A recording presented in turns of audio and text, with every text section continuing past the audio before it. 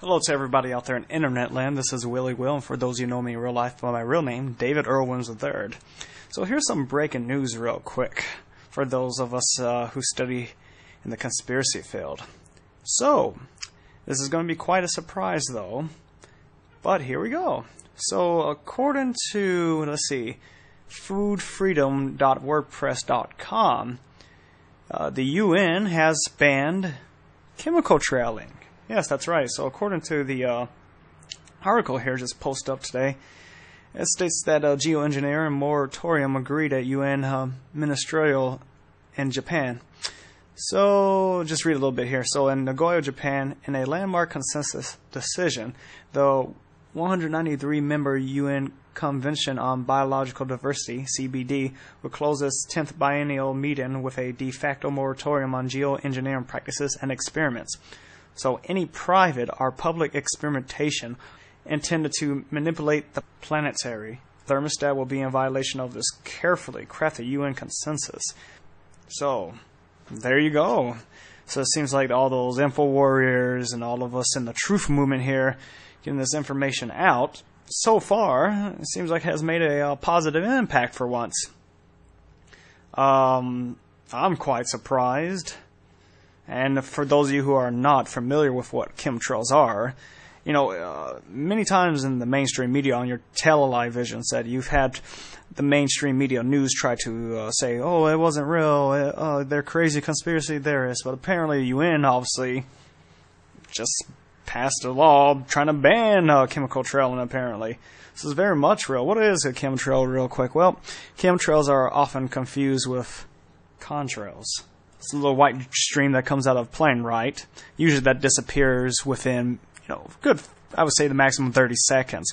But if you see something that looks like a contrail, and it's still in the sky more than 30 minutes, up to even 2 hours sometimes, well, that's more likely a chemtrail. And what is in a chemtrail? Well, you have compounds of aluminum and barium. Yeah, it's not good for your respiratory system. And people could get sick off of this. But, it's nice to see so far that something's actually being done about this. So, there you go. You should all pat yourselves on the back for getting this information out there. And more people probably need to, research this and realize that there's some serious things going on in the world. And people need to open their eyes and get off their fannies and do something about it. Be active, Spread this information. I mean, it was even NASA, I believe, even had this supposed new cloud chart was trying to say that the chemtrails were a new form of clouds. It didn't work out too well, though, but they were trying to spread that propaganda. So anyway, before I go, I'm just going to leave you a series of videos about the chemtrailings. So, from me to you out there in internet land, God bless my home and native land. Could a strange substance found by a southwest Arkansas man be part of a government test? Well, that's the question at the heart of a phenomenon called chemtrails, now getting widespread attention. Well, tonight, KSLA News 12 investigation reporter Jeff Farrell shows us the results of testing we had done about what's in our skies. It seemed like some mornings it was just crisscrossing the whole sky. It was just like a giant checkerboard. Bill Nichols snapped several photos of the strange clouds from his home in Stamps, Arkansas. They begin as normal contrails from a jet engine, but do not fade away like a normal contrail. Soon after, he saw particles in the air. Because we'd see it drop to the ground in a haze. Nichols then noticed the material collecting on the ground. This is water and stuff that I collected in bowls. I had it set out in my backyard on my dad's pickup truck. KSLA News 12 had the sample tested at a lab. The results? A high level of barium, 6.8 parts per million, more than 3 times the toxic level set by the EPA. Armed with these lab results about the high levels of barium found in our sample, we decided to contact the Louisiana Department of Environmental Quality. They told us that, yes, these levels are very unusual, but at the same time, they added the caveat that proving the source is a whole other matter.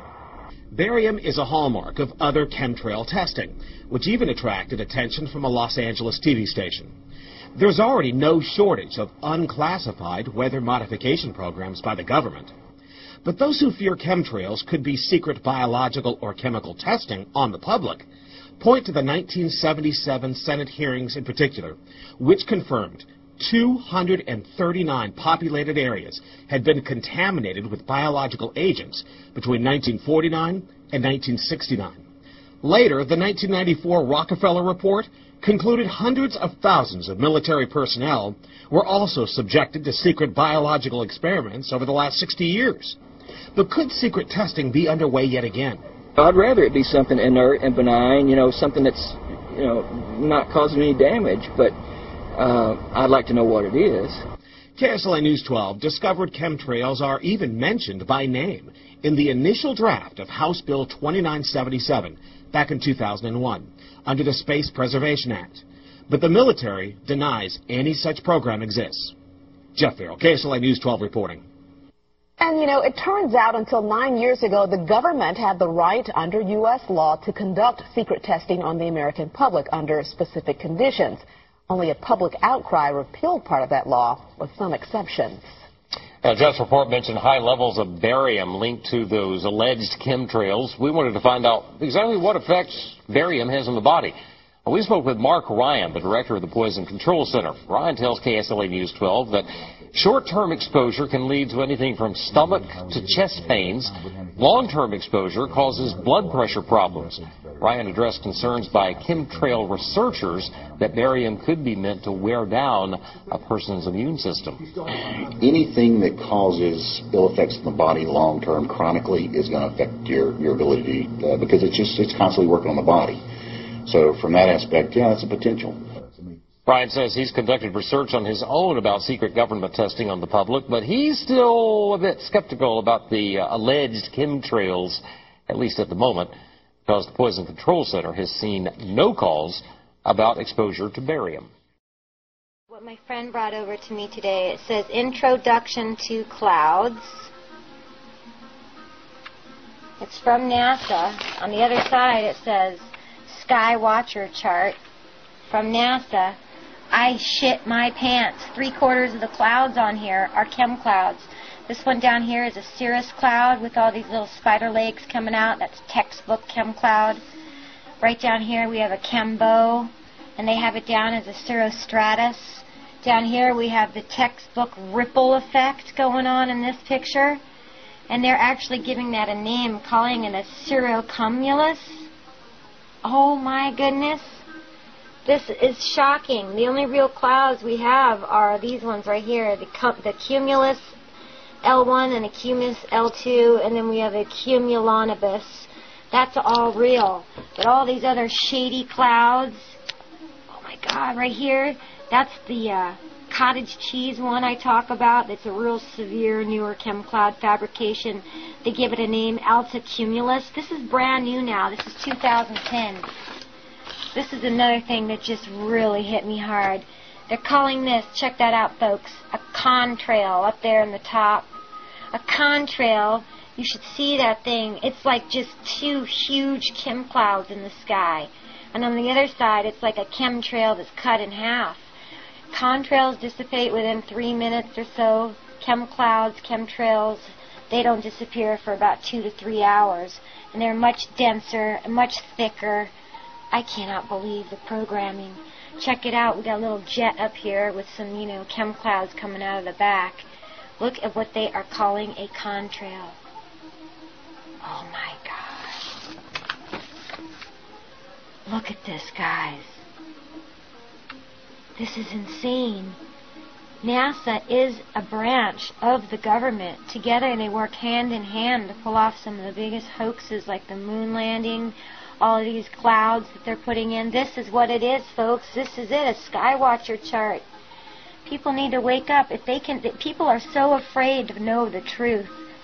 They couldn't even fathom what's going on the planet, and they're just, it's crazy, because they have this whole thing where these chem clouds are not, they're trying to say they're, a solar shield.